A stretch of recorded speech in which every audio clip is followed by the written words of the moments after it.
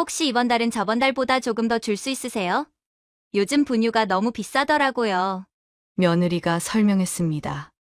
제가 알아봤는데 일반 분유 말고 유기농 분유 먹이면 더 건강하대요. 면역력도 좋아지고 소화도 잘 된다고 하더라고요. 그래서 지우한테 유기농으로 먹이고 싶은데 가격이 좀 비싸서요. 저는 알겠다고 했습니다. 그런데 다음 달에는 40만 원을 달라고 했어요. 어머니, 이번 달은 지우 옷도 좀 사야 하고 장난감도 필요해서요. 40만 원 보내주실 수 있으세요? 저는 조금 놀랐지만 바로 입금했어요. 그 다음 달에는 50만 원이었습니다. 어머니, 죄송한데 이번 달은 좀 많이 필요해서요. 지우 예방접종도 해야 해요. 점점 금액이 커지는 거예요. 20만 원에서 시작해서 이제는 50만 원까지 올랐습니다. 저도 사실 부담스럽기 시작했어요. 50만 원이 적은 돈이 아니거든요. 하지만 손자 지우를 위한 거라고 생각했어요. 오래 기다렸다 만난 손자인데 이것도 못 해주나 싶었죠. 그러다가 어느 날 먼저 연락이 오기 시작했어요. 마치 정해진 날짜가 있는 것처럼요. 어머니, 이번 달은 아직 안 보내주셨는데 언제쯤 보내주실 거예요? 한 번은 이런 문자도 왔습니다. 이번 달 돈 좀 얼른 입금해주세요. 급하게 쓸 데가 있어서요. 저는 그 문자를 보고 멍했어요. 얼른 입금해달라는 말투가 뭔가 이상했습니다. 마치 제가 당연히 줘야 하는 것처럼 느껴졌죠. 이제는 당연하게 50만 원을 보내달라고 요구하기 시작했습니다. 감사하다는 말도 없었고요. 이 모든 일이 어떻게 시작되었는지 그 이야기를 처음부터 들려드릴게요. 안녕하세요. 저는 69살 김정희입니다. 평생을 정말 열심히 살았습니다. 아들 호영이를 키우고 대학도 보냈고 취직도 시켰어요. 그리고 결혼까지 시켰죠. 저는 그때 정말 뿌듯했습니다. 내 역할을 다 했구나 싶었어요. 그런데 제 아들이 결혼하고 5년이 지나도록 아이 소식이 없었어요. 저는 속으로 아직 아이 낳을 계획이 없나 보다 라고 생각했습니다. 요즘 젊은 사람들은 맞벌이도 해야 하고 바쁘니까 그러려니 했어요. 며느리도 회사 다니느라 바쁘고 아들도 직장에서 열심히 일하는 걸 아니까요. 저는 재촉하지 않았습니다. 손자를 얼른 보고 싶었지만 참았어요. 젊은 사람들 계획이 있겠지 싶었거든요. 그런데 어느 날이었습니다. 며느리 선아한테 전화가 왔어요. 목소리가 조금 떨리더라고요. 저는 무슨 일인가 싶어서 긴장했습니다. 그런데 며느리가 말했어요. 어머니, 저 임신했어요. 그 순간 제 가슴이 얼마나 두근거렸는지 몰라요. 너무 기쁘고 설레더라고요. 제 목소리가 떨렸습니다. 정말, 정말이야? 며느리도 기뻐하는 게 느껴졌어요. 네, 어머니, 아직 초기인데 임신이 확실하대요. 저는 전화를 끊고 한참을 멍하니 앉아 있었습니다. 너무 기뻐서 눈물이 났어요. 드디어 손자를 보는구나 싶었습니다. 오래 기다렸던 손자를요. 아들을 낳았을 때와는 또 다른 기분이었습니다. 그때는 책임감이 먼저 들었는데요. 이번에는 마냥 행복하기만 했어요. 정말 기쁘고 설렜습니다. 저는 그날부터 매일매일 손자 생각만 했어요. 아직 태어나지도 않았는데 벌써부터 뭘 해줄까 고민했습니다. 백화점에 가면 아기 용품 코너부터 찾아갔어요. 이것저것 보면서 이거 사줘야지, 저것도 사줘야지 생각했죠. 집에서도 인터넷으로 아기 물건들을 검색했습니다. 시간이 흘러서 드디어 며느리가 아이를 낳았어요. 지우라는 이름을 지었습니다. 저는 병원에 달려갔죠. 처음 손자를 봤을 때 그 느낌을 어떻게 설명해야 할까요? 정말 세상을 다 가진 기분이었어요. 너무 작고 예뻤습니다. 제 손자, 제 핏줄이라는 게 너무 신기하고 사랑스러웠죠. 저는 그때부터 손자한테 정말 많은 걸 해줬어요. 며느리 산후조리 하는 것도 도와주고, 손자 보는 것도 도와줬어요. 며느리가 뭐 먹고 싶다고 하면 아침 일찍 일어나서 사서 가져다 줬습니다. 손자 보러 가는 길이니까 발걸음도 가벼웠죠. 추운 겨울이었는데도 전혀 춥지 않았어요. 손자를 본다는 생각에 그냥 행복했습니다. 퇴원하고 나서도 계속 도와줬어요. 손자 옷도 보이는 대로 샀습니다. 귀여운 옷 있으면 그냥 못 지나치겠더라고요. 백화점 가면 아기 옷 코너부터 들렀어요. 이거 입으면 예쁘겠다. 저거 입으면 귀엽겠다 싶은 것들을 샀습니다. 그럴 때마다 아들이 말렸어요. 어머니, 너무 많이 사지 마세요. 어차피 몇 번 못 입어요. 그런데 저는 듣지 않았습니다. 손자한테 해주고 싶은 게 너무 많았거든요. 매일 아침 눈 뜨면 제일 먼저 손자 생각이 났어요. 오늘은 뭐 해줄까? 오늘은 어떤 표정 지을까? 그런 생각하면서 하루를 시작했습니다. 친구들 만나도 손자 이야기만 했어요. 핸드폰에는 손자 사진이 가득했죠. 그렇게 행복한 시간이 흘러갔습니다. 손자는 무럭무럭 잘 자랐고요. 저는 매일 행복했어요. 이런 날들이 계속될 줄 알았습니다. 그때는 제가 겪게 될 배신과 상처에 대해서는 상상도 못했습니다. 그저 순수하게 손자 사랑에 빠져 있었을 뿐이었어요. 손자가 100일쯤 됐을 때였습니다. 저는 일주일에 5번씩 아들 집에 갔어요. 며느리가 힘들어하는 게 보였거든요. 애 키우는 게 얼마나 힘든지 저도 아니까요. 그래서 최대한 도와주려고 했습니다. 손자 보는 것도 좋고 며느리 힘든 것도 덜어주고 싶었죠. 저는 아침 일찍 일어나서 준비하고 아들 집에 갔어요. 지하철로 1시간 거리였는데 전혀 멀게 느껴지지 않았습니다. 손자 본다는 생각에 그냥 좋았어요. 도착하면 며느리는 늘 미안하다고 했습니다. 어머니, 매일 오시느라 힘드시죠? 저는 아니라고 했어요. 전혀 안 힘들어. 지우 보는 게 좋아. 그건 진심이었어요. 하루는 지우 재우고 며느리랑 이야기를 나누고 있었는데요. 며느리 표정이 어두워 보였어요. 무슨 일 있어? 힘든 거 있으면 얘기해봐. 그랬더니 며느리가 한참을 망설이더니 조심스럽게 말을 꺼냈어요. 어머니, 사실은요. 며느리 목소리가 작아졌습니다. 요즘 생활비가 좀 부족해서요. 지우 낳고 제가 퇴사를 했잖아요. 그래서 남편 혼자 돈을 벌다 보니까 좀 힘들어요. 며느리가 두 손을 꼭 쥐고 있는 게 보였습니다. 얼마나 말하기 힘들었을까 싶었어요. 며느리가 계속 말했습니다. 지금은 지우 키워야 해서 저는 회사를 다시 못 다니는 상황이에요. 앞으로도 어린이집은 안 보내고 집에서 제가 직접 교육시킬 생각이라서 당분간은 계속 회사를 안 다닐 것 같아요. 며느리가 저를 보지 못하고 시선을 내렸습니다. 그래서 그러는데요. 혹시 지우 분유랑 기저귀 사는데 조금만 도와주실 수 있으세요? 지우 키우는데 돈이 생각보다 많이 들어서요. 조금만 도와주시면 정말 감사하겠어요. 며느리 목소리가 떨렸습니다.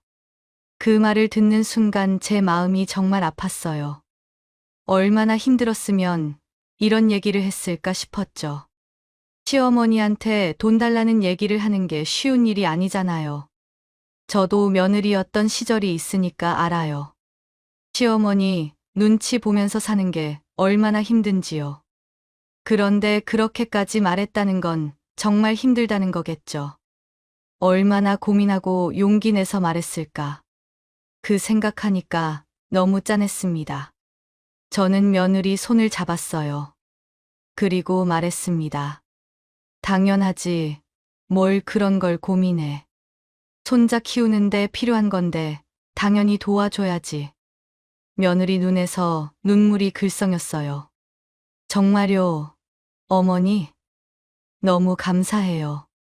저는 웃으면서 말했습니다. 앞으로도 우리 지우 키우면서 필요한 거 있으면 고민하지 말고 편하게 얘기해. 그리고 바로 그 자리에서 핸드폰을 꺼냈습니다. 은행 앱을 켜서 20만 원을 입금했어요. 며느리가 놀라더라고요. 어머니, 지금 바로 보내주시려고요. 고민 좀 해보시고 결정하셔도 돼요. 저는 괜찮다고 했습니다. 이거로 지우 분유도 사고 기저귀도 사. 그리고 부족하면 언제든지 연락해, 알았지? 며느리는 너무 고맙다면서 눈물까지 흘렸습니다. 어머니, 정말 감사해요. 제가 꼭 은혜 갚을게요. 열심히 지우 키우고 나중에 다시 일해서 꼭 보답할게요. 그 모습 보니까 제 마음도 더 아팠습니다. 많이 힘들구나 싶었죠. 저는 며느리를 안아줬어요. 괜찮아. 우리 가족인데 뭐, 힘들 때 서로 도와야지. 며느리가 제 품에서 한참을 울었습니다.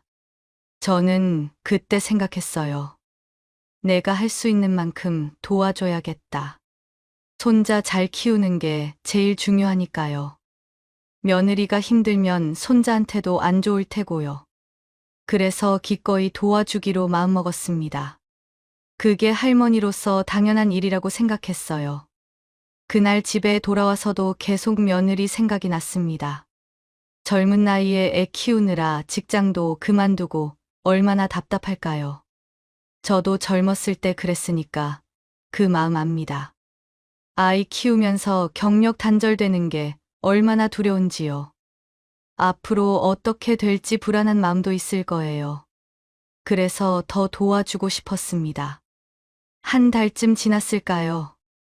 며느리한테서 다시 전화가 왔습니다. 어머니, 저 이번 달도 조금만 도와주실 수 있으세요? 목소리가 조심스러웠어요. 저는 당연하다고 했죠. 얼마 필요한데? 그랬더니 며느리가 말했습니다. 혹시 이번 달은 저번 달보다 조금 더 줄 수 있으세요? 요즘 분유가 너무 비싸더라고요. 며느리가 설명했습니다. 제가 알아봤는데 일반 분유 말고 유기농 분유 먹이면 더 건강하대요. 면역력도 좋아지고 소화도 잘 된다고 하더라고요. 그래서 지우한테 유기농으로 먹이고 싶은데 가격이 좀 비싸서요. 저는 알겠다고 했습니다. 알겠어. 그럼 30만 원 보내줄게. 그리고 바로 입금했어요. 손자한테 유기농이 더 좋다면 당연히 먹여야죠. 저도 아들 키울 때 좋은 거 먹이고 싶었던 기억이 났습니다. 그때는 형편이 안 돼서 못 그랬는데 이제는 손자한테 해줄 수 있으니까 좋았어요. 며느리도 고맙다고 했습니다. 어머니, 정말 감사해요. 제가 나중에 꼭 갚을게요. 그런데 다음 달에는 40만 원을 달라고 했어요. 어머니, 이번 달은 지우 옷도 좀 사야 하고 장난감도 필요해서요. 40만 원 보내주실 수 있으세요? 저는 조금 놀랐지만 알겠다고 했습니다. 그리고 바로 입금했어요. 그 다음 달에는 50만 원이었습니다. 어머니, 죄송한데 이번 달은 좀 많이 필요해서요. 지우 예방접종도 해야 해요. 점점 금액이 커지는 거예요. 20만 원에서 시작해서 이제는 50만 원까지 올랐습니다. 저도 사실 부담스럽기 시작했어요. 50만 원이 적은 돈이 아니거든요. 저도 지금 일을 안 하고 있어서 모아놓은 돈이랑 연금 받는 걸로 생활하는데 매달 50만 원을 보내주면 제 생활비도 빠듯해집니다. 하지만 손자 지우를 위한 거라고 생각했어요. 오래 기다렸다 만난 손자인데 이것도 못 해주나 싶었죠. 손자가 좋은 거 먹으면 좋잖아요. 건강하게 크는 게 제일 중요하니까요. 그래서 매달 돈을 보내주기로 했습니다. 제 지출을 줄이면 되니까요. 외식도 줄이고 옷도 안 사고 그렇게 아끼면 되죠. 그런데 며느리 반응이 조금씩 바뀌기 시작했어요. 처음에는 고맙다고 눈물까지 보이던 며느리였는데요. 두 번째, 세 번째 되니까 감사합니다 라고 문자만 보내더라고요. 전화로 고맙다고 말하던 것과는 달랐습니다. 그래도 저는 이해하려고 했어요. 바쁘니까 그러겠지. 손자 돌보느라 정신없겠지 싶었습니다. 그러다가 어느 날은 돈을 보내줘도 문자 하나를 안 보낸 적도 있었어요. 저는 기다렸습니다. 며느리가 많이 바쁜가 보다. 손자가 지금 울어서 저녁에 연락 오려나. 그런데 저녁이 돼도 연락이 없었어요. 다음 날도 마찬가지였어요. 그냥 입금 확인만 하고 끝까지 감사 인사가 없었습니다. 저는 조금 서운했어요. 그래도 이해하려고 했습니다. 정말 바빴을 수도 있죠. 손자가 아팠을 수도 있고요. 그런데 그 다음부터는 더 심해졌습니다. 어머니, 이번 달은 아직 안 보내주셨는데 언제쯤 보내주실 거예요? 이렇게 먼저 연락이 오기 시작했어요. 마치 정해진 날짜가 있는 것처럼요. 한 번은 이런 문자도 왔습니다. 어머니, 이번 달 돈 아직 안 들어왔는데 얼른 좀 입금해 주세요. 급하게 쓸 데가 있어서요. 저는 그 문자를 보고 멍했어요. 얼른 입금해달라는 말투가 뭔가 이상했습니다. 마치 제가 당연히 줘야 하는 것처럼 느껴졌죠. 이제는 당연하게 50만 원을 보내달라고 요구하기 시작했습니다. 감사하다는 말도 없었고요. 저는 점점 서운해졌습니다. 처음에 눈물과 감사는 어디 갔을까요? 이제는 당연한 것처럼 받아가는 며느리가 낯설었습니다. 그렇게 매달 50만 원씩 고정적으로 보내주기 시작했어요. 저는 일주일에 5번씩 아들 집에 가서 육아도 도와주는데 돈도 매달 50만 원씩 보내주는 게 점점 힘들고 버거워지기 시작했습니다. 제 통장 잔고가 줄어드는 게 보였어요. 저는 한참을 고민하다가 용기 내서 며느리한테 말했습니다. 선아야, 매달 돈 보내주는 거 언제까지 해야 되니? 사실 좀 부담스러워. 그랬더니 며느리가 말했어요. 어머니, 지우 키우는데 돈이 정말 많이 들어요. 좀만 더 도와주세요. 죄송해요. 제가 나중에 꼭 갚을게요. 이렇게 말하니까 저는 괜히 미안해졌어요. 그래. 아들이랑 며느리가 힘들어하는데 할머니가 돼서 이런 것도 못 도와주나 싶었습니다. 그래서 알겠다고 하고 그냥 넘어갔어요. 하지만 제 마음 한구석은 계속 불편했습니다. 뭔가 잘못되고 있다는 느낌이 들었어요. 어느 날이었어요. 저는 평소처럼 아들 집에 가서 손자를 돌보고 있었습니다. 며느리가 손자를 안고 화장실로 갔어요. 기저귀 갈아주고 옷도 갈아입히고 하다 보니까 시간이 좀 걸렸습니다. 그때 며느리 핸드폰에 진동이 울렸어요. 제가 핸드폰 바로 옆에 앉아 있었거든요. 진동이 울리길래 자연스럽게 핸드폰을 봤습니다. 혹시 중요한 전화인가 싶어서요. 사돈댁에서 온 문자였습니다. 이번 달도 고맙다는 내용이었어요. 저는 그냥 생각했죠. 딸이 친정엄마한테 뭐 도와줬나 보다라고요. 그래서 그냥 넘어갔습니다. 남의 핸드폰 문자를 자세히 볼 수도 없고요. 그런데 문득 거실을 보는데 뭔가 이상했습니다. 손자가 쓰는 용품이 엄청 낡아 보이는 거예요. 마치 무슨 몇 년씩 쓴 것처럼 오래 사용한 흔적도 보였습니다. 장난감도 많이 없었어요. 그리고 옆에 있던 옷을 보니까 옷도 엄청 좋아 보이는 옷은 아니었습니다. 그냥 마트나 시장에서 파는 싸구려 옷 같아 보였어요. 저는 주방 쪽을 봤습니다. 분유통이 보였어요. 며느리가 유기농 분유를 먹인다고 했던 말이 기억났습니다. 그래서 50만 원씩 보내달라고 했잖아요. 저는 슬쩍 다가가서 분유통을 봤습니다. 겉에 상표를 봐도 유기농이라는 말이 전혀 없었어요. 그냥 흔한 브랜드였습니다. 가격도 그렇게 비싸지 않은 제품이었죠. 유기농이면 포장에 크게 써 있을 텐데 아무것도 없었습니다. 그동안 분유 타는 건 며느리가 담당해서 분유통을 자세히 본 적이 없었는데 이제야 확인하게 된 겁니다. 제 머릿속이 복잡해지기 시작했어요. 매달 50만 원씩 보내주는데 이 돈으로 뭘 사는 거지? 설마 손자한테 쓰고 있는 게 아닌가? 그런 의심이 들기 시작했습니다. 근데 아직은 저 혼자만 하고 있는 의심이니까 증거도 없고 해서 확실하게 말할 수 없었어요. 며느리한테 직접 물어볼 수도 없었습니다. 혹시 제가 오해하는 거라면 며느리 기분만 상하게 할 테니까요. 그래서 그냥 조용히 지켜보기로 했습니다. 더 확실한 증거가 필요했어요. 그날은 그냥 넘어갔습니다. 하지만 제 마음은 계속 불편했어요. 집에 돌아와서도 계속 생각났습니다. 혹시 정말 며느리가 저를 속이고 있는 건 아닐까? 그런 생각이 머릿속을 떠나지 않았어요. 다음 달에도 또 50만 원을 보내줬어요. 며느리한테서 문자가 왔습니다. 입금 확인했어요. 짧은 문자였습니다. 예전처럼 고맙다는 말도 없이 그냥 입금 확인했다는 문자 한 줄뿐이었어요. 그리고 며칠 후에 지우를 보러 아들 집에 갔어요. 며느리는 잠깐 낮잠을 잔다며 방에 들어갔습니다.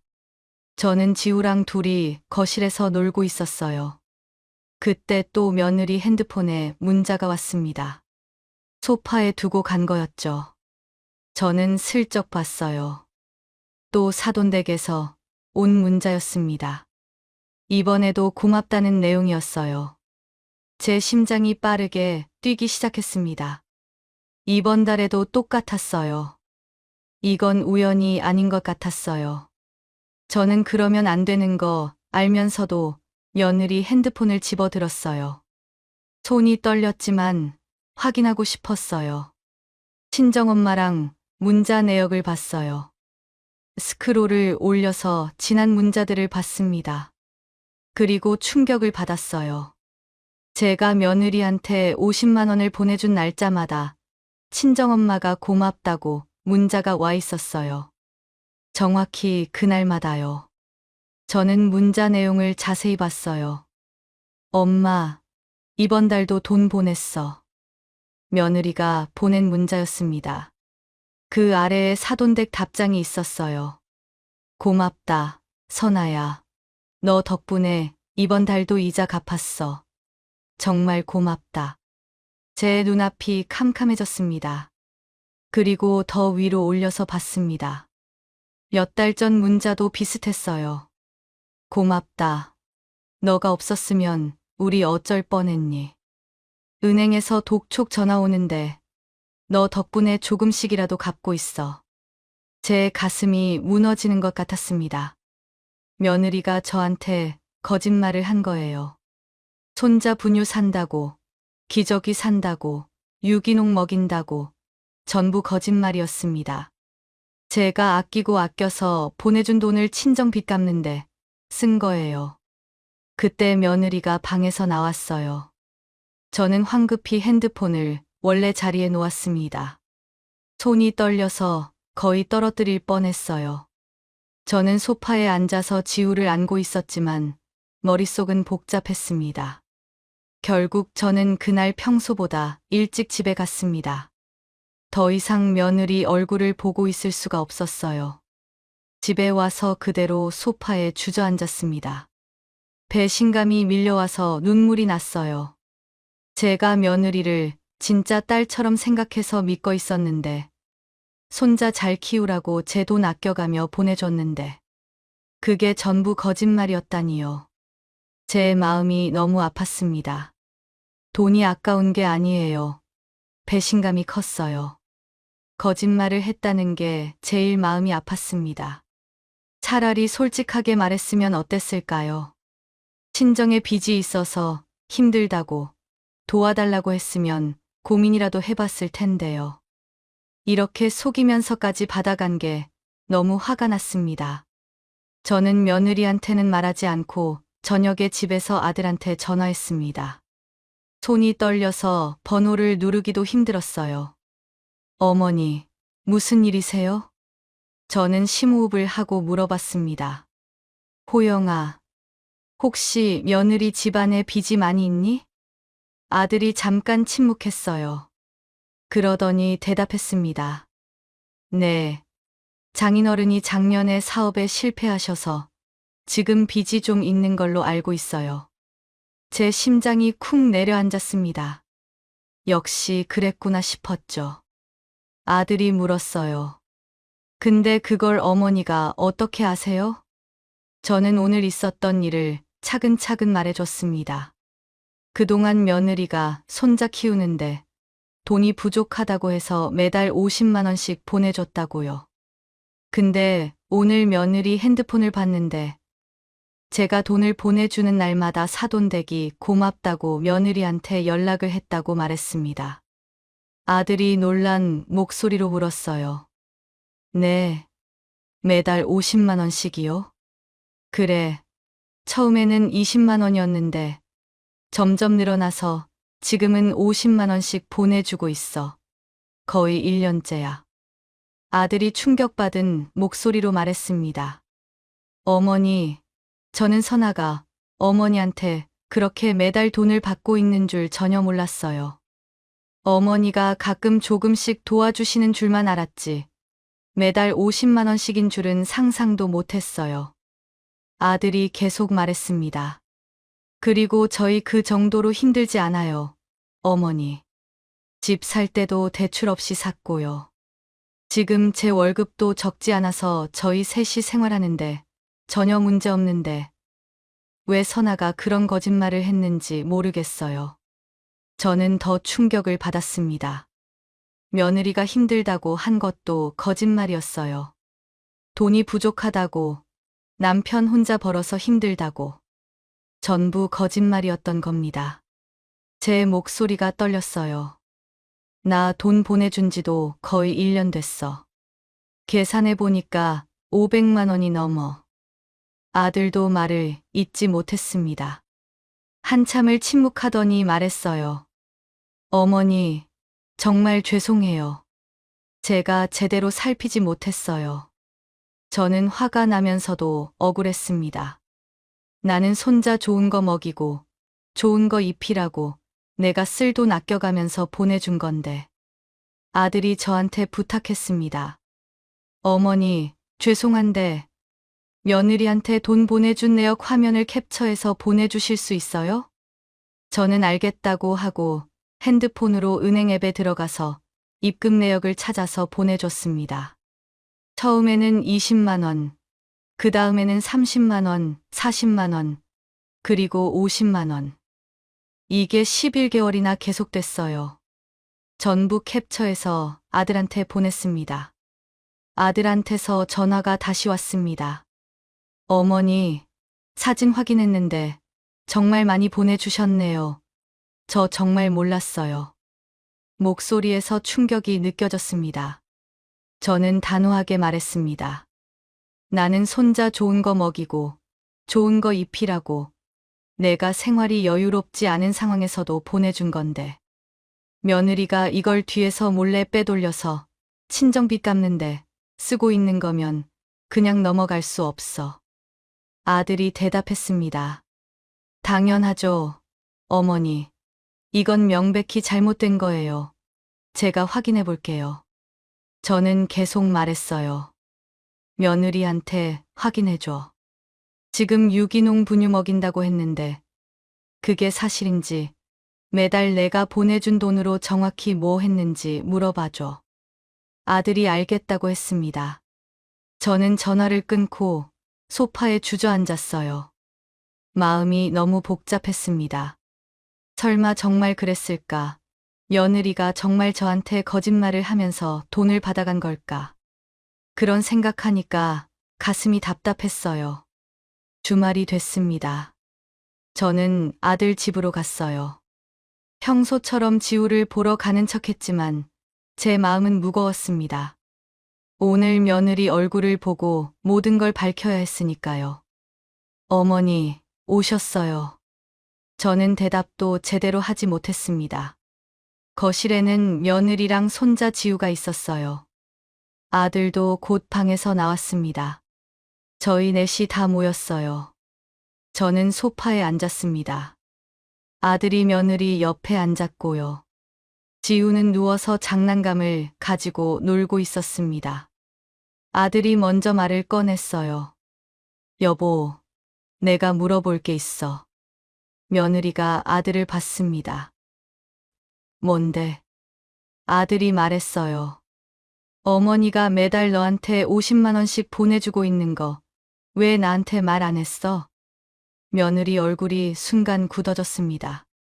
그러더니 당황한 목소리로 말했어요. 그게 여보가 너무 바빠 보여서 말할 타이밍을 못 잡았어. 지금 어머니가 많이 도와주고 계셔. 말을 더듬으면서 말하고 있었습니다. 저는 참고 있던 말을 꺼냈어요. 선아야, 내가 보내준 50만 원으로 뭐 했어? 며느리가 저를 봤어요. 당황한 표정이었지만 뻔뻔하게 대답했습니다. 지우 기저귀랑 분유 샀어요. 어머니, 제가 말씀드렸던 대로요. 저는 화가 치밀었지만 참았습니다. 그래. 지우한테 유기농 분유 먹인다고 나한테 그거 비싸다고 했잖아. 근데 내가 저번에 보니까 유기농 분유 아니고 마트에 파는 일반 분유 먹이는 거 같던데 그건 뭐야? 며느리가 더 당황했습니다. 그건 그날만 그거 먹인 거예요. 원래 먹던 유기농 분유를 다 먹어서 어쩔 수 없이 그거 먹이고 있었어요. 저는 냉정하게 말했습니다. 그럼 지금 먹이고 있는 유기농 분유 가지고 와봐. 며느리 얼굴이 빨개지더니 화를 냈습니다. 어머니, 왜 저를 의심하세요? 돈 보내주기 싫으시면 앞으로 안 보내주셔도 돼요. 저는 더 화가 났습니다. 그동안 보내준 걸 감사히 생각도 안 하는 것 같아서요. 저는 목소리를 높였어요.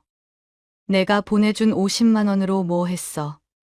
11개월 동안 썼던 카드 내역서 지금 당장 보여줘. 그럼 의심 안 하고 내가 의심했던 것도 사과할게. 며느리가 놀라서 말했습니다. 제 카드 내역서 보여드리기 싫어요. 왜 자꾸 저를 의심하세요? 며느리가 오히려 저한테 화를 냈어요. 그러더니 옆에 있던 아들이 며느리한테 말했습니다. 여보, 어머니가 의심하는 데는 다 이유가 있겠지. 의심 안 하게 증거를 보여주면 끝날 걸 왜 안 보여줘? 저는 며느리한테 단도직입적으로 말했습니다. 내가 너 핸드폰에 온 문자를 봤어. 왜 내가 너한테 50만 원을 보내주는 날마다 너희 친정엄마가 고맙다고 문자가 와? 이것도 다 우연이야. 며느리 얼굴이 새하얘지더니 소리쳤어요. 어머니, 왜 남의 핸드폰을 몰래 봐요? 그건 사생활 침해예요. 제가 말했습니다. 사생활 침해. 지금 그게 문제야. 너 지금 거짓말하고 있잖아. 아들이 며느리한테 다그쳤어요. 여보, 그러니까 얼른 사실대로 말해. 계속 이렇게 둘러대지 말고 뭔가 숨기는 거 있으면 지금 말해. 며느리는 계속 고개를 저었습니다. 아니야, 아무것도 없어. 저는 참았던 감정이 폭발했습니다. 없어. 그럼 내가 봤던 문자는 뭐야? 이자 갚았다고 고맙다던 네 엄마 문자. 그게 다 뭐야? 갑자기 며느리가 울기 시작했습니다. 그러더니 떨리는 목소리로 말했어요. 죄송해요. 사실 친정에 빚이 많아요. 며느리가 계속 울면서 말했어요. 저희 아버지가 작년에 사업에 실패하셔서 이번에 빚을 많이 지셨어요. 은행에서 독촉 전화도 오고 너무 힘들어 하셨어요. 그래서 제가 도와드렸어요. 저는 의심하고 있었는데 정말 며느리가 인정하니까 더 충격이었습니다. 제 예상이 맞았던 거예요. 가슴이 무너지는 것 같았습니다. 며느리가 계속 울면서 말했어요. 어머니가 주신 돈으로 친정 빚을 조금씩 갚았어요. 정말 죄송해요. 하지만 저희 부모님이 너무 힘들어 하셔서 어쩔 수 없었어요. 아들이 화를 냈습니다. 어쩔 수 없었다고? 그럼 나한테 말을 했어야지. 왜 어머니한테 거짓말하면서까지 돈을 받아간 거야? 힘들면 우리가 같이 해결할 수 있었잖아. 며느리가 말했어요. 당신한테 말하면 안 도와줄 것 같았어. 그래서 어머니한테 말씀드린 거야. 어머니한테 지우 핑계 대면 도와주실 거라고 생각했어. 저는 그 말을 듣고 더 화가 났습니다. 손자를 이용한 거예요. 제 마음을 알면서 거짓말을 한 겁니다. 너무 괘씸했어요. 저는 며느리한테 말했습니다. 나는 손자를 위해서 내가 쓸 돈 아껴가면서 보내준 거야. 그런데 너는 그걸 친정빚 갚는 데 썼어. 거짓말까지 하면서까지. 너가 거의 1년 동안 받은 돈만 해도 500만 원이 넘어. 며느리가 계속 울면서 말했습니다. 정말 죄송해요. 어머니, 제가 잘못했어요. 용서해 주세요. 하지만 저는 용서할 수 없었습니다. 이건 단순한 실수가 아니고 계획적인 거짓말이었습니다. 저는 며느리한테 단호하게 말했습니다. 내가 그동안 너한테 보내줬던 500만 원 당장 나한테 다시 보내. 며느리가 울면서 말했어요. 어머니, 저 지금 돈이 없어요. 시간을 주세요. 아들이 말했습니다. 어머니, 제가 지금 바로 보내드릴게요. 너무 죄송해요. 하지만 저는 고개를 저었습니다. 아니, 너 말고 선아가 직접 벌어서 보내. 며느리가 놀라서 말했습니다. 제가요. 제가 지금 일을 어떻게 해요? 저 지우 키워야 되잖아요. 저는 냉정하게 말했어요. 그럼 낮에 육아하고 주말에 나가서 일하든가, 저녁에 알바를 하든가 해서 너가 직접 벌어서 너 돈으로 갚아. 며느리가 울면서 말했습니다. 어머니, 그럼 저는 언제 쉬어요? 육아하는 것도 힘든데 일까지 하라고요? 저는 단호하게 대답했습니다. 그래, 힘들겠지. 근데 너 거짓말하면서 내 돈 가져갈 때는 아무 생각 없었어? 저는 계속 말했습니다. 기간은 3개월 줄 테니까 그때까지 다 갚아. 안 갚으면 이자 붙여서 더 받을 거야. 그렇게 알아. 며느리가 더 울면서 말했어요. 3개월 안에 500만 원을 어떻게 갚아요? 절대 불가능해요. 저는 들은 척도 안 했습니다. 가능하든 불가능하든 그건 너가 알아서 해. 너가 거짓말해서 가져간 돈이니까 너가 책임져야지. 그리고 너가 돈 다 갚을 때까지 지우 키우는 것도 안 도와줄 거야. 며느리가 놀라서 물었어요. 그럼 지우는 어떡해요? 저 혼자 어떻게 키워요? 저는 차갑게 말했습니다. 그동안 내가 도와줄 때는 당연하게 생각하더니 이제 와서 어떡하냐고. 너가 알아서 해. 며느리가 바닥에 주저앉아서 울었습니다. 정말 죄송해요, 어머니. 제가 정말 잘못했어요. 용서해 주세요. 하지만 저는 마음이 흔들리지 않았습니다. 저는 며느리한테 마지막으로 말했습니다. 용서는 너가 돈 다 갚고 나서 생각해 볼게. 지금은 용서 같은 거 바라지 마. 며느리가 계속 울면서 고개를 숙이고 있었어요. 저는 가방을 들고 일어났습니다. 그리고 지우를 한번 봤어요. 마음이 아팠지만 돌아서야 했습니다. 며느리가 뒤에서 소리쳤어요. 어머니, 제발요. 하지만 저는 뒤돌아보지 않았습니다. 현관문을 열고 나갔어요. 문을 닫는 순간 뒤에서 며느리 우는 소리가 들렸습니다. 엘리베이터를 타고 내려가면서 눈물이 났어요. 제가 너무 심한 걸까요? 하지만 이건 당연한 겁니다. 잘못한 사람이 대가를 치러야죠. 집에 돌아와서 소파에 앉았습니다. 온몸에 힘이 빠졌어요. 오늘 일이 너무 힘들었습니다. 하지만 후회는 없었어요. 제가 옳은 일을 했다고 믿었습니다. 저는 곧바로 아들한테 전화했습니다. 그리고 아들한테 신신당부했어요. 선아, 절대 도와주지 마. 너가 대신 돈 갚아주면 나 너도 안 볼 거야. 아들이 알겠다고 약속했습니다. 저는 전화를 끊고 창밖을 봤습니다.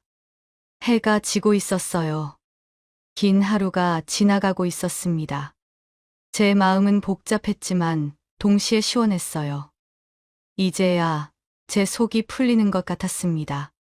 아무리 힘들어서 그랬다고 해도 거짓말까지 하면서 남의 돈을 훔쳐가면 안 되는 겁니다. 더군다나 가족한테요. 그날 밤 잠자리에 들면서 생각했습니다. 앞으로 어떻게 될까? 며느리가 정말 돈을 갚을 수 있을까? 3개월 안에 500만 원은 쉽지 않을 텐데요. 하지만 그건 며느리가 해결할 문제였습니다. 저는 며느리가 돈을 다 갚을 때까지 절대 도와주지 않을 거예요. 손자가 보고 싶어도 참을 겁니다. 이번에 확실하게 선을 그어야 앞으로 이런 일이 없을 테니까요. 그렇게 시간이 흘렀습니다. 평소 같았으면 아침에 일어나자마자 손자 봐주러 아들 집에 갔을 거예요. 하지만 오늘은 여유롭게 일어났습니다. 오랜만에 제가 좋아하는 반찬도 만들어 먹었어요. 오후에는 친구랑 만나서 커피도 마셨습니다. 친구가 물었어요. 오늘은 손자 보러 안 가? 저는 사정이 좀 있다고 대충 둘러댔습니다. 자세히는 말하고 싶지 않았어요. 지우 얼굴이 계속 생각났습니다. 지금쯤 뭐 하고 있을까? 밥은 잘 먹고 있을까? 잠은 잘 자고 있을까? 그런 생각이 끊임없이 들었어요. 하지만 참아야 했습니다. 제가 흔들리면 안 됐어요. 이번에 확실하게 가르쳐줘야 했습니다. 시간이 지나도 며느리한테서 연락이 없었어요. 아들한테서도 특별한 연락은 없었습니다. 가끔 아들이 전화해서 지우 잘 지내고 있다고만 말했어요. 저도 더 물어보지는 않았습니다. 그렇게 한 달이 지났을 때였습니다. 어느 날 오후 제 핸드폰에 입금 알림이 왔어요. 통장으로 100만 원이 입금됐다는 문자였습니다. 저는 깜짝 놀라서 핸드폰을 확인했어요. 그리고 5분 후에 전화가 왔습니다. 며느리였어요. 어머니, 저예요. 입금 확인하셨죠? 목소리가 많이 지쳐 있었습니다. 이번 달에는 주말에만 하는 편의점 알바를 시작했어요. 그래서 100만 원밖에 못 보내드렸어요. 다음 달에는 평일 저녁에도 다른 알바를 더 할 생각이에요. 최대한 빨리 갚을게요. 정말 죄송해요. 며느리가 진심으로 사과하는 게 느껴졌습니다. 하지만 저는 차갑게 대답했어요. 그래. 그리고 전화를 끊어버렸어요. 전화를 끊고 나서 생각했습니다. 며느리가 정말 일을 시작했구나. 주말에 편의점 알바라니 쉽지 않았을 거예요. 손자 돌보면서 주말에 일하는 게 얼마나 힘들까요? 하지만 그게 당연합니다. 잘못한 대가를 치러야죠. 또 한 달이 지났습니다. 이번에는 150만 원이 입금됐어요. 바로 며느리한테서 문자가 왔습니다. 어머니, 이번 달에는 평일 저녁에 배달 일도 시작했어요. 다음 달에 나머지 금액 다 갚을게요.